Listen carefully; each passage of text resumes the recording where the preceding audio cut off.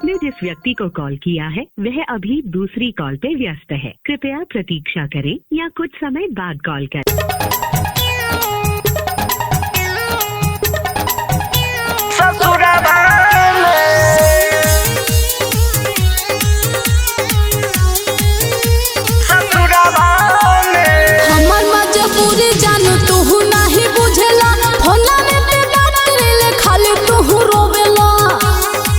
जान काहे रोता रहो, हमार मजबूरी जान तू नहीं बुझेला।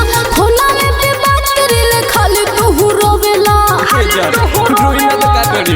सुना कौन सुख मिलल तोर भतारा में, जना मिलल जान तोरा यारबा में। ना हो पहले प्यारे करत रहू नैहरबा में, जगे भूल गईलू अपना ससुरबा में।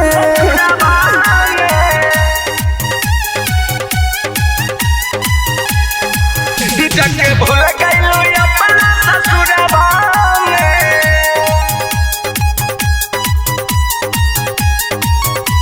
ससुरबा में अब नहीं हो उदास रे, आ गईनी जान हम तोहरा पास रे। प्यार के मजा उठाला कि ऐसे न हो खो निराश रे, कि अब नहीं हो खो उदास रे।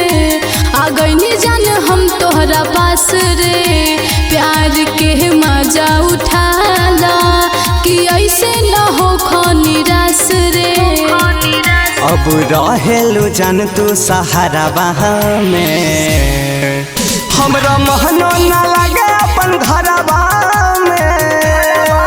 पहले प्यारे करत रहू नैहरबा में, जगे भूल गईलू अपना ससुरबा में।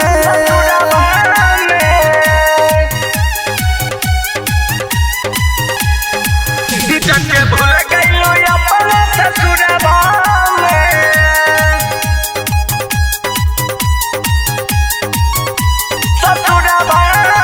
जानते रही बड़ी सतैबू, जाई के हमरा के भूलैबू।